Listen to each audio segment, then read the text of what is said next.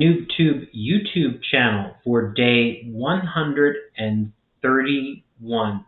This was Sunday, 8 January 2023. So I started the day off with exercise. I exercised 45 minutes of walking on the treadmill with a 5-minute jog. Then I spent a lot of the day doing repricing because it is textbook season and sales are picking up, thankfully. And I recorded and created a new Facebook ads video, so that was launched and ready. Did some work on the solar business, did some work on Remote Wellness Academy, did more books, more books with the repricing, and then I finished the day off watching the Eagles beat the New York Giants to get themselves into the first seed for the playoffs.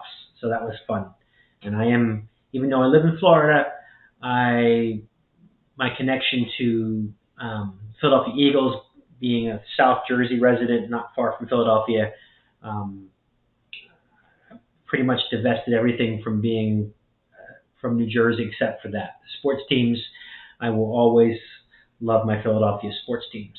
So that's it for day 131. Like, comment, subscribe. I will talk to you again soon. Go Eagles.